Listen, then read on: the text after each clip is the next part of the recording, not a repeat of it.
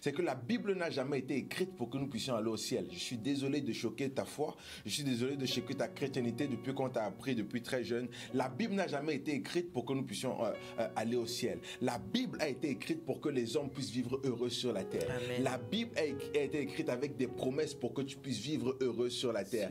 Dieu n'a jamais donné, il n'a jamais annoncé un ciel promis.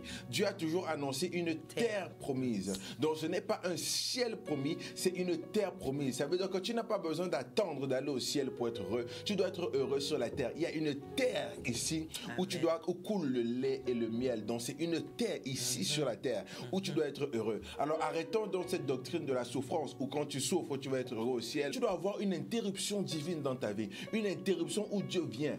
Où Dieu vient, il met son doigt sur toi. Une interruption où Dieu vient, il agit, il bouleverse complètement ta vie. Il bouleverse complètement tes projets. Tous les hommes dans la Bible que Dieu a utilisés, ils ont eu des interruptions divines. Paul a eu une interruption divine. Moïse, une interruption divine. Josué lui-même, une interruption. Il y a eu une interruption divine où Dieu intervient dans ta vie. Si tu contrôles encore tout, si tu es capable de tout contrôler, ça veut dire que Dieu n'est pas encore venu. Parce qu'il y a un moment donné où tu ne contrôles rien. C'est à ce moment-là que tu laisses le volant. Tu lâches le volant, tu dis Seigneur, contrôle maintenant. Seigneur, c'est à toi. Contrôle ma vie parce que je ne peux pas. L'intervention surnaturelle, c'est quand Dieu quitte son trône et vient agir dans ta faveur. L'intervention surnaturelle, c'est quand Dieu quitte le ciel et vient dans ta vie pour intervenir, pour faire une opération chirurgicale, pour opérer ton cœur. Ton cœur qu'on a brisé en 1000 morceaux, Dieu vient opérer ton cœur. Tes pensées qu'on a brisées en 1000 morceaux, Dieu vient opérer une intervention chirurgicale dans ta vie. Les hommes t'ont brisé, la société t'a brisé. Des fois, on ne cherche pas le même, la famille à côté de toi. Donc, Dieu envoie l'intervention surnaturelle. Donc, à partir de cette interruption divine-là, pour complètement restaurer ta vie. Certaines personnes, je suis désolé, si tu es chrétien, si tu es croyant depuis un certain nombre d'années